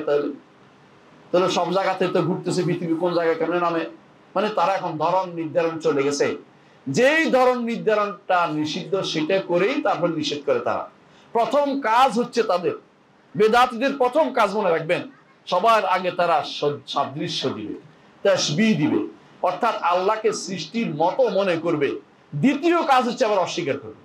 আর যদি আহলুস সুন্নাত ওয়াল জামাত, তারা বলবে আল্লাহ তাআলা যা বলেছেন তা হক, তার অর্থ জানি তবে ধরন জানি না। হাসরের মাঠে তিনি আসবেন, কিন্তু কিভাবে আসবেন জানি না। হাসরের মাঠে আসবেন, আল্লাহ তাআলার পিণ্ডলি আছে, তবে কি রকম তা জানি না। আল্লাহ তাআলা নিকটতম আসমানে নেমে আসেন, তবে কিভাবে আসেন সেটা জানি না। আল্লাহ তাআলা আরশের উপরে উঠেছেন, তবে কিভাবে উঠলেন সেটা জানি না। আমাদের মতো মই দিয়ে উঠতে হয় না, মই দিয়ে উঠতে হয় না। মই দিয়ে উঠাটা আমাদের খাসিয়ত, অর্থাৎ আমরা যারা সৃষ্ট জীবের, আল্লাহর জন্য এরকম কোনো কিছু বলা জায়েজ নেই।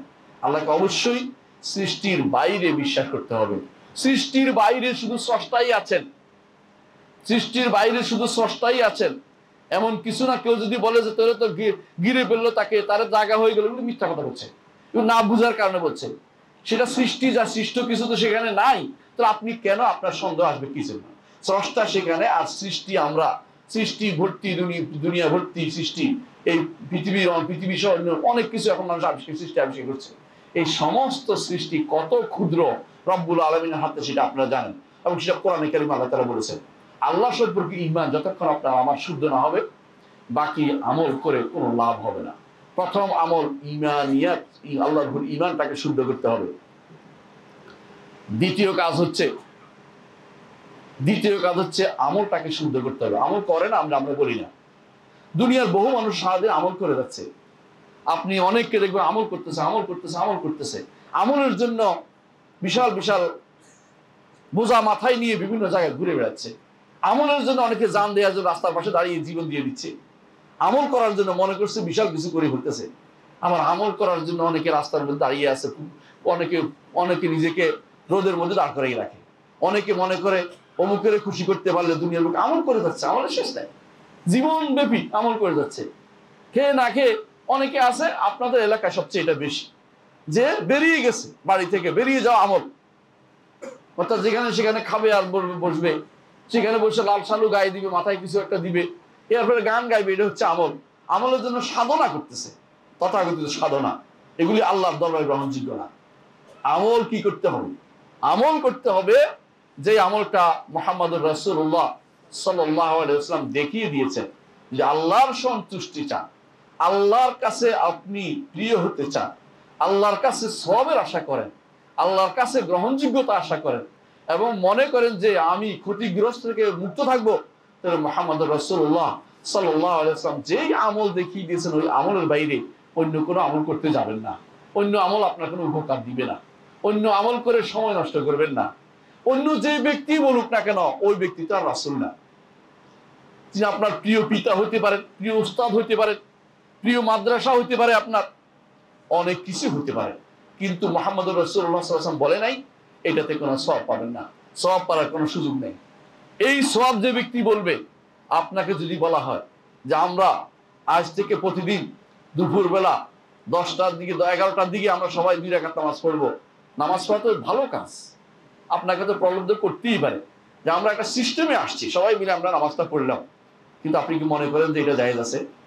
এটাই হলো বিদআত। কারণ মুহাম্মদুর রাসূলুল্লাহ সাল্লাল্লাহু আলাইহি ওয়াসাল্লাম এই পদ্ধতিটা আমাদের জানাই নেই, যেটাই করবেন প্রত্যেকটা জিনিসে মুহাম্মদুর রাসূলুল্লাহ সাল্লাল্লাহু আলাইহি ওয়াসাল্লামের দেয়া পদ্ধতি অনুসরণ করতে হবে, দেয়া সংখ্যা অনুসরণ করতে হবে, দেয়া সময় অনুসরণ করতে হবে, দেয়া কাল অনুসরণ করতে হবে, সময় দেয়া নিয়ম ফলো করতে হবে। এরকম মুহাম্মদুর রাসূলুল্লাহ সাল্লাল্লাহু আলাইহি ওয়াসাল্লাম যেভাবে যেটা বলেছেন, সময় হোক, সংখ্যা হোক, এমনকি নিয়ম পদ্ধতি হোক, একটু পরিবর্তন করবেন আপনার জন্য সেটা আল্লাহর দরবারে এটা আমলটা গ্রহণযোগ্য হবে না, এটা বাতিল হয়ে গেছে, এটা বাতিল হয়ে গেছে। রাসূলুল্লাহ সাল্লাল্লাহু আলাইহি ওয়াসাল্লাম তিনি আপনাকে কিবলামুখী ফরজ সালাত আদায় করতে বলেছেন। আপনার সামর্থ্য আছে, তারপরে আপনি মনে করলেন যে অন্যদিকে ফিরে সালাত আদায় করি, আপনার কিন্তু এই সালাত আল্লাহর দরবারে গ্রহণযোগ্য হবে না। দুরূদ পড়তে বলছে মুহাম্মদুর রাসূলুল্লাহ সাল্লাল্লাহু আলাইহি ওয়াসাল্লাম, আমরা বলছি বারবার সাল্লাল্লাহু আলাইহি ওয়াসাল্লাম, দুরূদ হয়ে যাচ্ছে, সংক্ষেপে কেউ যদি সাল্লাল্লাহু আলাইহি ওয়াসাল্লাম বলে দুরূদ হয়ে যায়, এর চেয়ে ছোট দুরূদ আর হয় না। সাল্লাল্লাহু আলাইহি ওয়াসাল্লাম, সাহাবায়ে কেরাম সাল্লাল্লাহু আলাইহি ওয়াসাল্লাম বলতেন, সাহাবায়ে কেরামরা বলতে, অনেকে বলে এটা বানোয়াট না, এটা হাদিসের মধ্যে আছে, শব্দের মধ্যে। কেউ যদি সাল্লাল্লাহু আলাইহি ওয়াসাল্লাম বলে তার দুরূদ হয়ে যাচ্ছে, কিন্তু আপনার পছন্দ হচ্ছে না, কি করতে হবে? দুরূদ নাম না দিয়ে নতুন একটা নাম দিব, কি দিবে? মিলাদ। অথবা আপনাকে বলতে হবে যে এরকম নাম না, আমরা এটা সলাতুনিয়া পড়াচ্ছি, চট্টগ্রাম ভাই থাকলে এটা বুঝবেন। আরেক এলাকা আছে, এটাকে বলবো যে আমরা এটাকে দোয়া মাহফিল করতেছি, এক একজন এক এক নাম দিয়ে, যেটাই নাম দেন না কেন আল্লাহর দরবারে এটা কোনো আমল হচ্ছে না। কারণ মুহাম্মদুর রাসূলুল্লাহ সাল্লাল্লাহু আলাইহি ওয়াসাল্লাম এই পদ্ধতি আমাদেরকে শিক্ষা দেননি। প্রতিটি কাজে, সালাত হোক, যাকাত হোক, সোম হজ হোক, এমনকি খাওয়ার জায়গা হোক, খাইতে বসে মুহাম্মদুর রাসূলুল্লাহ সাল্লাল্লাহু আলাইহি ওয়াসাল্লাম শিক্ষা দিয়েছেন খাওয়ার আগে বিসমিল্লাহ বলতে।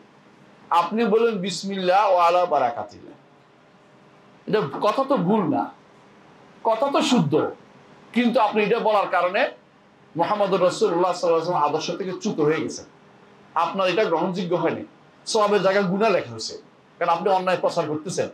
আমাদের এই সমস্ত যেসব মাদ্রাসাগুলি আছে, আপনি আজকে যাইয়া দেখেন প্রত্যেকটি মাদ্রাসায় পড়াচ্ছে বিসমিল্লাহ ওয়ালা বারাকাতিল্লাহ পড়াচ্ছে, ছাত্রদেরকে মুখস্থ করাচ্ছে, ইয়াং জেনারেশনকে নষ্ট করছে, ছোট বাচ্চাদেরকে নষ্ট করছে। আপনি কি মনে করেন আল্লাহর দরবারে কবুল হচ্ছে? কখনো না। নতুন নতুন দোয়া আবিষ্কার করে অনেক জায়গাতে, অজুর জায়গাতে লিখে দিয়েছে, যেখানে অজু আছে, অজু করতে হয়, ওখানে লিখে দিন বিসমিল্লাহ আলহামদুলিল্লাহ বিসমিল্লাহ আলাদিন ইসলাম আলহামদুলিল্লাহ আলা কি, তারপরে আল ইসলাম নূরুল ওয়াল কুফরুল মতন বিশাল দোয়া লিখে ফেলছে। ওই দোয়া আপনাকে অজুর দোয়া কে শিক্ষা দিল? ওই অজুর দোয়া আপনাকে কে শিক্ষা দিল? এই জন্য অনেকে ভয়ও পায়, অজুর দোয়া জানি না, কিসের নামাজ পড়বো, অজুর দোয়াই জানি না। আপনি যে কঠিন করে ফেলছেন তার জন্য সালাতটাকে, আপনি আমল কে শিক্ষা দিয়েছে? এমন এমন নতুন আমল দিয়েছে, মানুষের বিপদে ফেলে দিয়েছে। নাওয়াইতু আন উসাল্লি লিল্লাহি তাআলা রাকাতায় সালাতে, এগুলি কে শিক্ষা দিল? রাকাতায় সালাস রাকাত মুখস্থ করা তো কঠিন। একজন মানুষ যে সাধারণ মানুষ জানে না, তার জন্য সালাস রাকাত না রাকাতায় সালাস, এটা কিছু বুঝবে না, তার মাথার ভিতরে নাই। কে এটা আবিষ্কার করে দিল? এইটার কারণ হচ্ছে তার গুনাহ হচ্ছে, তাকবীরুল্লাহ ফৌত হয়ে যাচ্ছে, এটা তারে কি কে জানাবে তাকে? তার জন্য অনেক ভুল বেদাত হচ্ছে, মানুষকে ভুল শিখানো হচ্ছে, এটাকে শিখানোর জন্য তাকে পিটানো হচ্ছে বাচ্চাদেরকে। এরপরে আবার এটা যখন পড়তে গেছে, আমি আমার এক দাদাকে দেখতাম, আমার আব্বা পড়াচ্ছেন, নামাজের নিয়ত বেঁধে তিনি নামাজ পড়ায় যাচ্ছেন, উনি নামাজ ঠিক করতে করতে উনি রুকু পার হয়ে গেছে। আমি বলতাম যে কি শুরু করছেন আপনি? নিয়ত ঠিক না হয়তো নামাজ হয় না, নিয়ত ঠিক করতেছে এখন, বুঝলেন তো?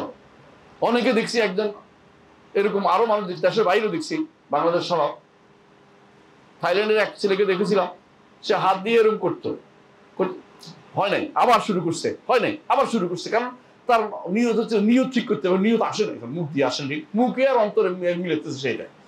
এগুলি কে শিক্ষা দিয়েছে? মুহাম্মদ রাসূলুল্লাহ সাল্লাল্লাহু আলাইহি ওয়াসাল্লাম এই পদ্ধতিতে কোনোদিন আমাদের শিক্ষা দেননি।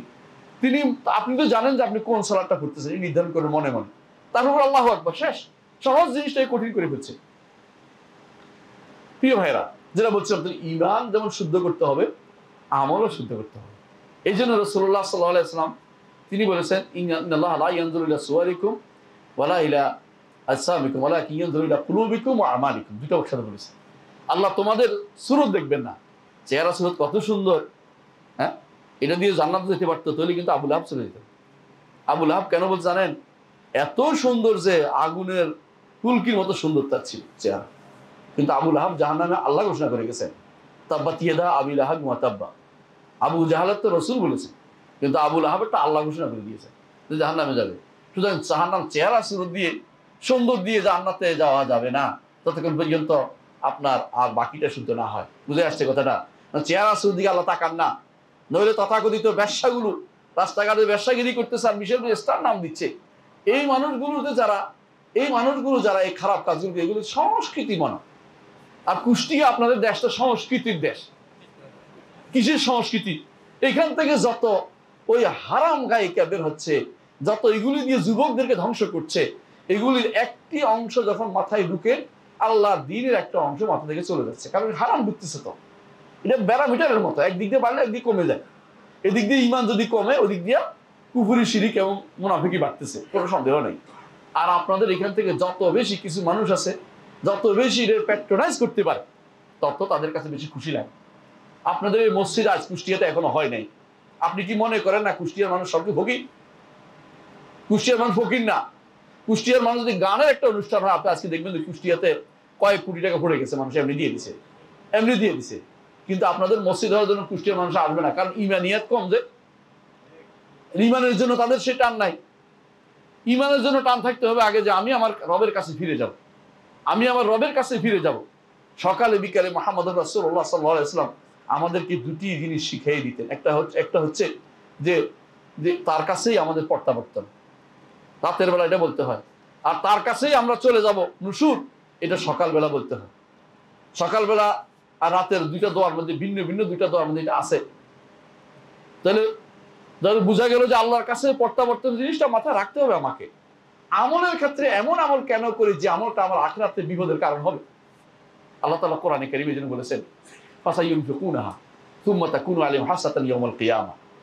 এরা যে হারামে জায়গা পয়সা খরচ করতেছে, খরচ করবে আর কিয়ামতের দিন আফসোস করে মরবে। কিয়ামতের দিন আফসোস করে মরবে। ইয়াউমা ইয়াআদ্দু যালিমু আলা ইয়াদাই ইয়াকুল ইয়া লাইতানি ইত্তাখাযতু মা রাসূল সাবিলা। জালেম সেদিন তার দুই হাত কামড়াতে থাকবে। কখন মানুষ যখন বেশি পেরেশানিতে হয়, তখন আঙ্গুল কামড়াতে থাকে। সেদিন হাত কামড়াবে, আঙ্গুল না, শুধুমাত্র কামড়ায় শেষ করবে। কি বলবে? ইয়া লাইতানি ইত্তাখাযতু মা রাসূল সাবিলা। হায় রে, আমি যদি রাসূলের সাথে চলতে পারতাম, রাসূলের পথে চলতে পারতাম। আজ আমরা যারা শরিয়াকে বিরোধিতা করতেছি, রাসূলের পথকে বিরোধিতা করতেছি, আমরা যারা আল্লাহর দ্বীনের বিরোধিতা করতেছি, আমরা যারা হারামকে প্রমোট করতেছি, খরচ করতেছি, এই খরচের মধ্যেই বেশিরভাগ মানুষ চলছে। আপনারা জানেন অনেকগুলো ব্যাংক বলেন, প্রতিষ্ঠান বলেন, বিভিন্ন জায়গাতে CSR ফান্ড একটা আছে। ওই ফান্ডগুলো কোথায় তারা ব্যয় করে জানেন? হারাম কাজে ব্যয় করবে। 4000 কোটি টাকা দিবে কোনো খেলার জন্য। ইসলামিক যারা কাজ করে তারাও এই নাম দিয়ে 4000 কোটি টাকা খেলার জন্য দিছে। 4000 কোটি টাকা যদি কোনো ইসলামিক কাজে ব্যবহার করতেন, বিশ্বাস করুন, বাংলাদেশ সমস্ত ছোট ছোট মসজিদগুলো আমাদের হয়ে যেত, পাকা হয়ে যেত, এবং অনেকগুলো দাওয়া সেন্টার তৈরি হয়ে যেত, দায়ীদের বেতনের ব্যবস্থা হয়ে যেত। দায়ীরা সারাদিন খাটে, কিন্তু পরিবারের কাছে যাইলে লাঠি পেটা ছাড়া কিছু থাকে না। কারণ তার পরিবার, তুমি সারাদিন খাটো, কি আমি খাবো কি, এরকম অবস্থা তৈরি হয়ে যায়। হ্যাঁ, অনেকেই হয়তো সহ্য করে, অনেক মা মেয়েরা আছে সহ্য করে যাচ্ছে, অনেকে সহ্য করতে পারেন না, সেটা অনেকের পরিবার ধ্বংস হয়ে যাচ্ছে। কিন্তু আমি 4000 কোটি টাকা খরচ করলাম হারামের মধ্যে, আবার নিজের নাম দিলাম ইসলামী অমুক 4000 কোটি টাকা খরচ করলাম, 4000 কোটি টাকা খরচ করলাম খেলার জন্য। এই ফান্ডের টাকা হিসেবে আপনাকে দিতে হবে। এটা এই যে আল্লাহর বিরোধী কাজে ব্যয় করছেন, এটা আল্লাহর কাছে এই জবাবদিহি করতে হবে আপনাকে। আপনি কি মনে করেছেন যে আল্লাহ তাআলা যা দিয়েছেন এমনি ছেড়ে দিবে? এমনি ছেড়ে দিবে না। আফা হাসিবতুম আন্নামা খালাকনাকুম আবাসান ওয়া আন্নাকুম ইলাইনা লা তুরজাউন। তোমরা কি মনে করেছো তোমাদেরকে বেহুদা সৃষ্টি করেছি, এমনি ছেড়ে দিব? কোনোদিন এমনি ছেড়ে দিবেন না। সেদিন হাসরের মাঠে আপনাকে তিনি যে প্রশ্নগুলি করবেন, এর মধ্যে একটা প্রশ্ন এটা থাকবে যে সম্পদ কোত্থেকে আয় করেছ আর কোথায় তুমি ব্যয় করেছ, কোথায় তুমি ব্যয় করেছ। সুতরাং আপনার মনে করেন না কোনো কারণ নাই যে আমল একটা করলেই হলো না, প্রতিটা আমলের এক হয় আপনার পক্ষে যাবে না বিপক্ষে যাবে। মুহাম্মদ রাসূলুল্লাহ সাল্লাল্লাহু আলাইহি ওয়াসাল্লাম বলেছেন কুল্লুন নাসি আব্দু, প্রতিটি মানুষই সকালে উপনীত হয় বায়উন নাফসাহু, নিজেকে বিক্রি করে, সকালে উঠে নিজেকে বিক্রি করে, হয় সে নিজেকে মুক্ত করে না সে নিজেকে আরেকজনের ধ্বংস করে। অর্থাৎ যদি করে আল্লাহর বিধান মোতাবেক চলে, শরিয়া মোতাবেক চলে, আল্লাহর নির্দেশিত পথে চলে, মুহাম্মদ রাসূলুল্লাহ সাল্লাল্লাহু আলাইহি ওয়াসাল্লামের নির্দেশিত পথে চলে, এই ব্যক্তি নিজেকে ধ্বংস থেকে মুক্ত করতে পেরেছে। আর যেই ব্যক্তি নিজের নফসের পথে চলেছে অথবা দুনিয়ার কোনো আহ্বানকারীর পথে চলেছে, দুনিয়া পাওয়ার পিছনে নিজেকে ধ্বংস করে দিয়েছে, সেই ব্যক্তি নিজেকে ধ্বংস করেছে। কোনো সন্দেহ নাই তার জন্য আখিরাতে কোনো অপেক্ষা করে নাই। অবশ্যই আপনাকে আমল করার ক্ষেত্রে ভাবতে হবে যে এইটা মুহাম্মদুর রাসূলুল্লাহ সাল্লাল্লাহু আলাইহি ওয়াসাল্লাম আমল ছিল কিনা, এটা মুহাম্মদুর রাসূলুল্লাহ সাল্লাল্লাহু আলাইহি ওয়াসাল্লামের সাহাবীরা এই পথে চলেছে কিনা।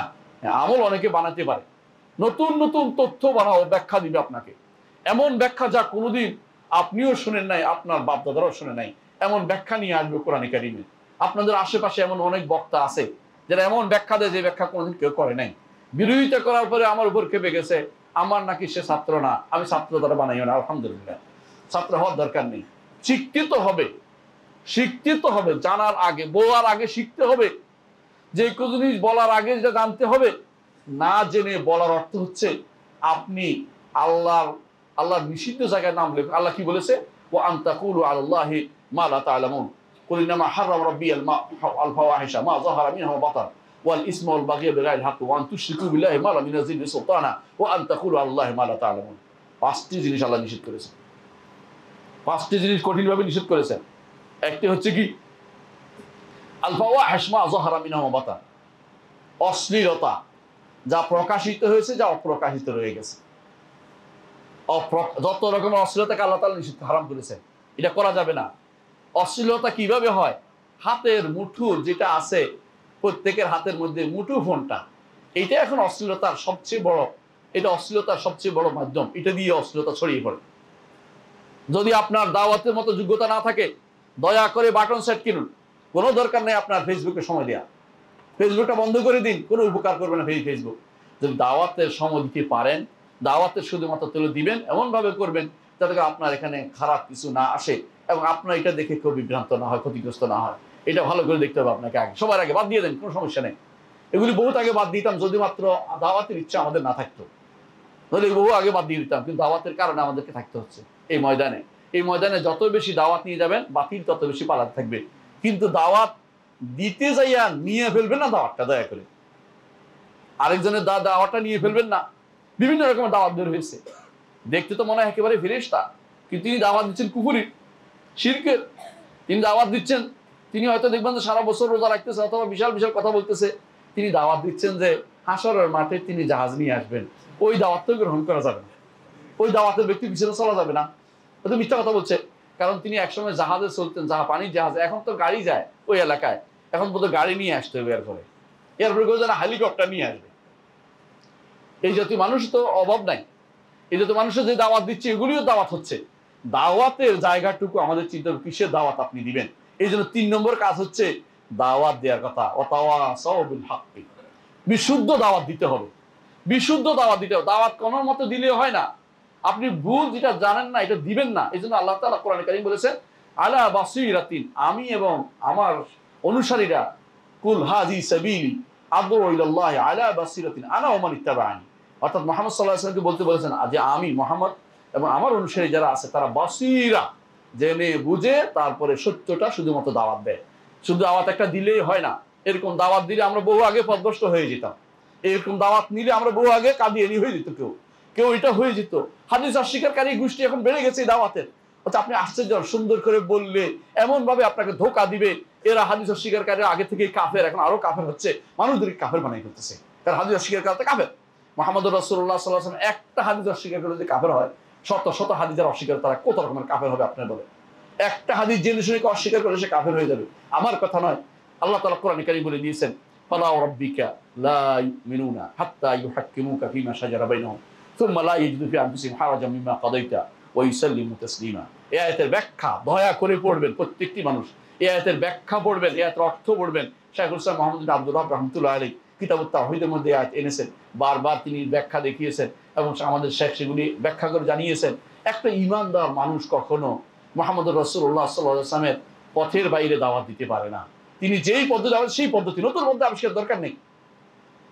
যত রকমের ফিতনা আসবে কিয়ামত পর্যন্ত প্রতিটা ফিতনার জবাব আমার নবীর সিরাতের মধ্যে পাওয়া যাবে।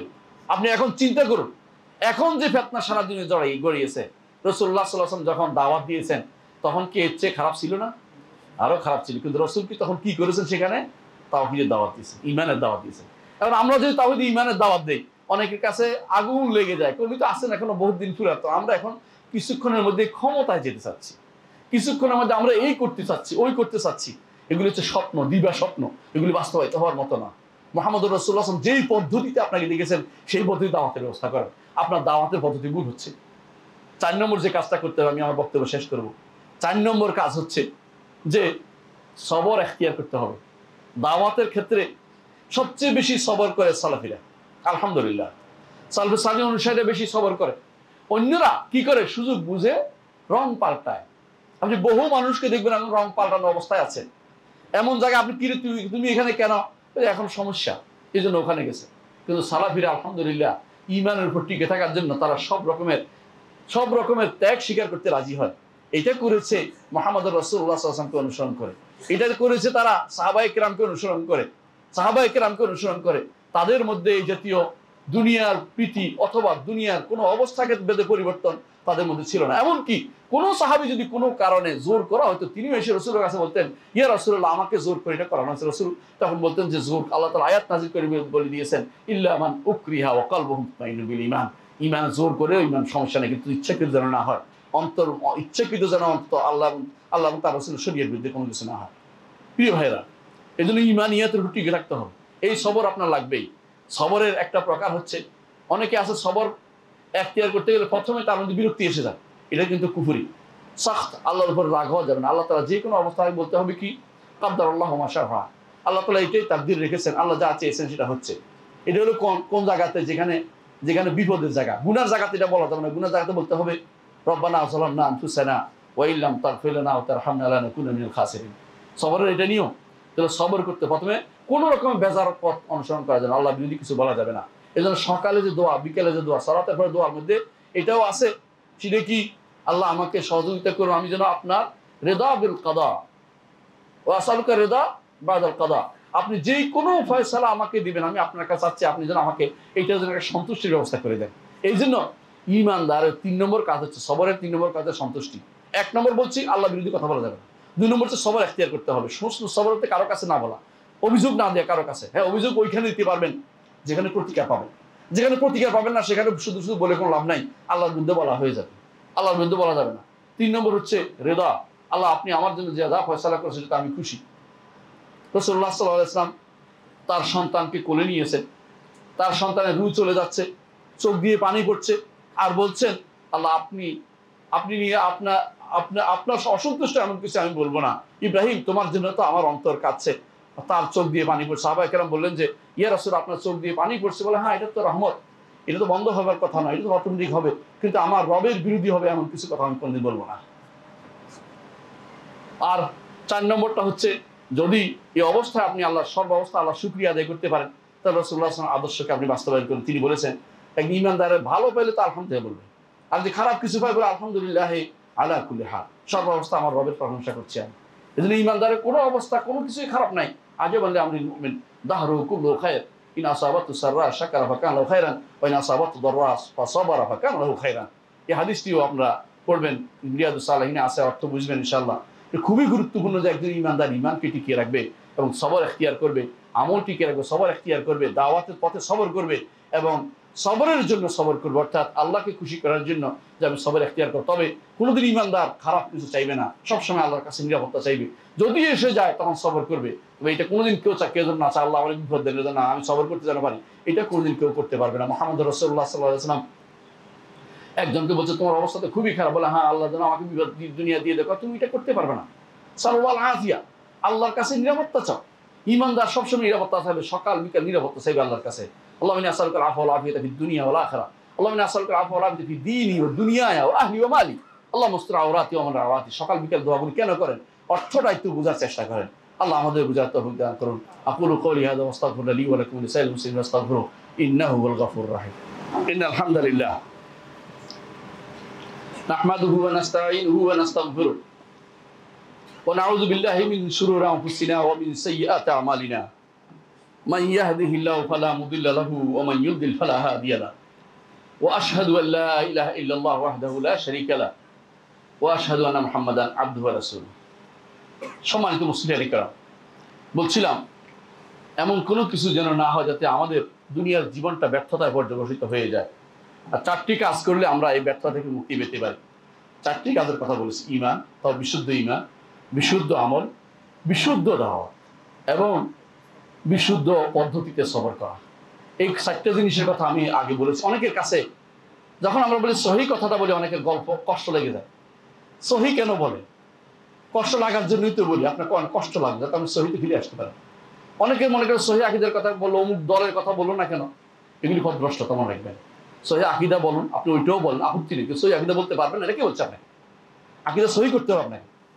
মানুষের আকিদা সবসময় ছিল, বিশ্বাস মানুষের একটা থাকেই, যে শুদ্ধ করার জন্য নবীরা এসেছেন, কোরআন এসেছে, জান্নাত জাহান্নাম নির্ধারিত হবে এটার কারণেই, যুদ্ধ হয়েছে এটার কারণে, যুগে যুগে কষ্ট পেয়েছে ইমানদাররা বিশুদ্ধ করার জন্যই তো। নইলে মানুষের বিশ্বাস তো একটা আছেই, বিশ্বাস ছিল না কোনদিন। একটা পাগল ছোট বাবু ছাড়া সবারই একটা বিশ্বাস আছে, কিন্তু বিশ্বাসটাকে শুদ্ধ করার জন্য নবী রাসূল আগমন করেছেন। সুতরাং বিশুদ্ধ আকীদাকে আপনাকে ধারণ করতে হবে। মনে রাখবেন, বিশুদ্ধ আকীদার সবচেয়ে বড় শত্রু হচ্ছে ইখলাস বিরোধী কর্মকাণ্ড। বিশুদ্ধ আকীদার সবচেয়ে বড় শত্রু হচ্ছে ইখলাস বিরোধী কর্মকাণ্ড। ইখলাস বিরোধী কর্মকাণ্ড মানে হচ্ছে রিয়া, লোক দেখানো কাজ, সোমা শোনানো কাজ। লোক দেখানো কাজ বুঝেন? নামাজ পড়তেছেন, ছবি তুলে রাখো। যাকাত দিচ্ছি, মানুষের ছবি তুলে রাখো। পায়ের নিচে কয়জন মরে গেল এটা বড় কথা না। আবার অনেকে আছে হজ করতে গেছি, ছবি তুলে রাখছে, ঘোড়ায় উঠছে, ছবি তুলে রাখছে। সবার জন্য ছবি তোলার হিড়িক কেন? অনেকে আছে নামাজ পড়তেছে, কি নামাজ পড়তেছে? সালাতুল ইস্তিসকা। ছবি তুলতে হবে, কারণ মিডিয়া ছাড়া আল্লাহর কাছে এটা পৌঁছবে না। আল্লাহ তাআলা দেখে না, ততক্ষণ ক্যামেরা দিয়ে দেখাতে হবে। আউযুবিল্লাহ। অনেকে আছে এখন এই জিনিসটাকে খুবই বেশি দেখা যাচ্ছে, দেখানোর প্রবণতা আমাদের মধ্যে বেশি দেখা যাচ্ছে। আপনি দোয়া কি করলেন কি করলেন না, এটা আপনাকে ওইখানে ঘোষণা করে সবাইকে জানাতে হবে যে আমার জন্য দোয়া হয় নাই। তো একজনে টাকা দিয়েছিল আমার বাবার মাদ্রাসায়, পরে ধরছে যিনি ওয়াজ করে ওনাকে ধরছে, আপনি তো আমার নামটা ঘোষণা করলেন না। ঘটনা হচ্ছে ঘোষণা করলে উনি মনে টাকাটা যায় নাই আল্লাহর কাছে। সুবহানাল্লাহ। এগুলি হচ্ছে আপনার ঈমান ও ইখলাসকে যদি নষ্ট করে, আকীদা নষ্ট হয়ে যায়। বেশিরভাগ মানুষই এখন দুনিয়া প্রীতি এবং দুনিয়ার হতামত, দুনিয়া প্রীতি এবং দুনিয়ার নাম যশ, এগুলির কারণে আমরা আজ ঈমানটাকে বিনষ্ট করতে চলেছি। সম্মানিত মুসলিয়ান ইকরাম, এই জন্য ঈমানটাকে পাহারা বসাতে শিখতে হবে। আমরা হঠাৎ করে এমন কথা বলে বসি যেটা হাসতে আশ্চর্য লাগে, যে এত বছর ধরে কি পড়াইলাম, কিন্তু পড়বে না। বাঙালি জাতি পড়বে না, শুধু শুনবে। আব্দুল্লাহ জাহাঙ্গীর রহমতুল্লাহ একটা কথা বলতেন যে বাঙালি সব করে কিন্তু পড়ে না, পড়তে চায় না। অথচ একটা কথা ছিল যে কবরের মধ্যে একটা প্রশ্ন এটাও আছে যে তুমি কিভাবে সেটা জেনেছ, প্রশ্ন উত্তর কিভাবে জানলে? যে ব্যক্তি উত্তর দিতে পারবে সে বলবে কারাতু কিতাবাল্লাহ, আল্লাহর কিতাব পড়েছি বলবে, ও আমিলতু বিমা ফীহি যা আছে আমল করেছি। কিন্তু এরা বলছে পড়বো না, শুধু শুনবো। কাম সুখ করার জন্য লক্ষ লক্ষ টাকা দিয়ে হেলিকপ্টার হুজুর নিয়ে আসে। কাম সুখ করার জন্য লক্ষ লক্ষ টাকা দিয়ে এমন লোককে নিয়ে আসে যার ঈমানের ঠিক নেই। কাম সুখ করার জন্য এমন লোককে নিয়ে আসে যে চিৎকার করে মানুষ কটা পাগল কাছে তুলে দেয়, পাশে তুলে দেয়, এরকম লোক নিয়ে আসে। তাহলে আপনি কি জন্য করতেছেন এটা? কি আপনি পড়বেন না, আপনি শুনবেন শুধুমাত্র। আর আল্লাহ তাআলা বলছেন ইকরা বিসমি রাব্বিকাল্লাযী খালাক। আপনি বলেন পড়বো না, আল্লাহ বলে পড়ো, আপনি বলেন পড়বে না। নাউযুবিল্লাহ। আপনি পড়বেন, হ্যাঁ পড়বেন কার? অমুক তমুক, তার মাথার ভিতরে পচা যে সমস্ত জিনিস বের হয়েছে, দর্শন পড়বেন, নাটক পড়বেন, নভেল পড়বেন, ওই কারো কারো অমুক সিলসিলা কি বলে এগুলিকে, এগুলি থ্রিলার জিনিসগুলি পড়তে পড়তে আপনি মাথা খারাপ করে ফেলছেন। এরপরে বের হবেন হাতের মধ্যে লাঠিটা নিয়ে কারো মারার জন্য, বুদ্ধি আবিষ্কার করেছে, এই বুদ্ধি শুনে আসি, কাজে লাগাই দেই, কিন্তু আপনি কোরআনে সুন্নাহ যা বলছে এটা পড়া চিন্তা আপনি করেন না। মুহাম্মদ রাসূলুল্লাহ সাল্লাল্লাহু আলাইহি ওয়াসাল্লাম হাদিস যত পড়বেন তত হেদায়েতের উপর থাকবেন, যত দূরে থাকবেন অত হেদায়েত থেকে দূরে থাকবেন। আল্লাহর কোরআন যত, যদি আপনি কোরআন সুন্নাহ মোতাবেক, যদি সুন্নাহ মোতাবেক পড়বেন, সাহাবা একরাম জীবন পড়বেন, আপনি হেদায়েতের উপর থাকবেন। নিজের মন মতো ব্যাখ্যা করবেন তো শয়তানের পথে চলতে থাকবেন। আল্লাহ আমাদেরকে হেদায়েতের পথে রাখতে দোয়া করছি।